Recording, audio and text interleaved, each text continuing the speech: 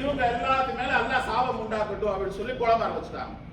இந்த உத்பா மேல அல்லாஹ்வுடைய லானத் உண்டாகட்டும், இந்த ஷாபா மேல அல்லாஹ்வுடைய லானத் உண்டாகட்டும், இந்த அபூ ஜஹல் மேல அல்லாஹ்வுடைய லானத் உண்டாகட்டும்.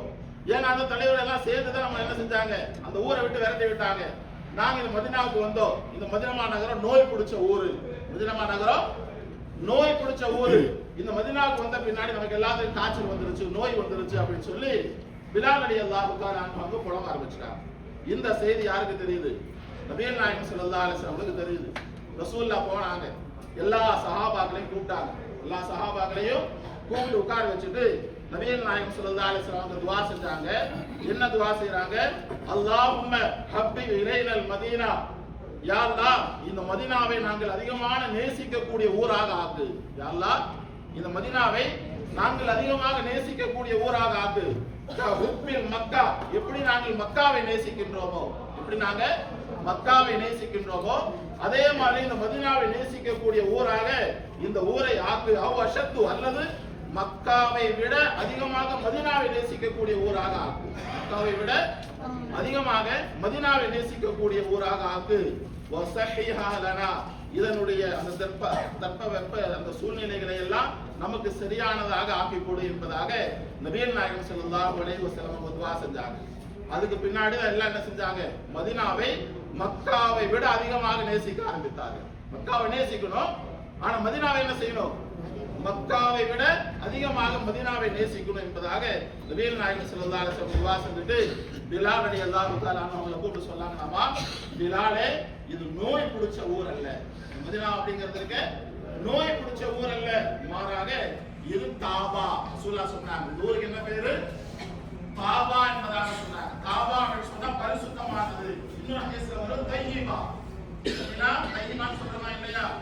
மதீனா தையிபா, மதீனா முனவ்வரா, மதீனா தாபா, இந்த மாதிரி மதீனாவுக்கு நிறைய பேர்கள் இருக்கு. அதனால இந்த மதீனா அப்படிங்கிறதுக்கு இது நோய் பிடிச்ச நகரம் அல்ல, மாறாக இது தாபா பரிசுத்தமான நகரம் என்பதாக நபிகள் நாயகம் ஸல்லல்லாஹு அலைஹி வஸல்லம் அவங்க சொன்னாங்க. இன்னொரு ஹதீஸ்ல நபிகள் நாயகம் ஸல்லல்லாஹு அலைஹி வஸல்லம் அவங்க இப்ராஹிம் அலைஹிஸ்ஸலாம், யாருங்க? இப்ராஹிம் அலைஹிஸ்ஸலாம் அவங்க தான் என்ன காபத்துல்லாஹ் கட்டினது. அவங்க தான் மக்கால இருக்கக்கூடிய காபத்துல்லாஹ் கட்டினது. காபத்துல்லாஹ் கட்டி அவங்க என்ன செய்றாங்க, அல்லாஹ்ட்ட துஆ செய்றாங்க, யா அல்லாஹ் இந்த நகரத்தை பரிசுத்தமான முறையில் ஆக்கு அப்படின்னு சொல்லி. ரசூலுல்லாஹி ஸல்லல்லாஹு அலைஹி வஸல்லம் சொன்னாங்க, யா அல்லாஹ் இப்ராஹிம் அலைஹிஸ்ஸலாம் கலீலுல்லாஹ், அவங்களுடைய பேர் என்னங்க? கலீலுல்லாஹ். அவங்களுக்கு கிடைச்ச பெற்ற பேரு கலீலுல்லாஹ். கலீலுல்லாஹ்னா என்ன அர்த்தம்? அல்லாஹ்வுடைய நண்பர் அப்படிங்கிற அர்த்தம். அல்லாஹ்வுடைய நண்பர் அப்படிங்கிற அர்த்தம். இப்ராஹிம் அலைஹிஸ்ஸலாம் கலீலுல்லாஹ் அவங்க மக்காவுக்காக வேண்டி துஆ செஞ்சாங்க. அவங்க என்ன செஞ்சாங்க, மக்காவுக்காக வேண்டி துஆ செஞ்சாங்க. யா அல்லாஹ் இந்த மக்கால வாழக்கூடிய மக்களுக்கு எல்லாம் நல்ல பலன்களை கொடுப்பாயாக, எல்லா மக்களுமே இந்த மக்காவுக்கு வரக்கூடிய மக்களாக ஆக்குவாயாக, இங்க இருக்கக்கூடிய மக்களுக்கு எல்லாம் நிம்மதியான ராகத்தான வாழ்க்கை கொடுப்பாயாக சொல்லி யார் துஆ செஞ்சாங்க? இப்ராஹிம் அலைஹிஸ்ஸலாம் அவங்க துஆ செஞ்சாங்க. சொல்லிட்டு ரசூலுல்லாஹ் சொன்னாங்க, அன ஹபீபுல்லாஹ். என்ன சொல்றாங்க?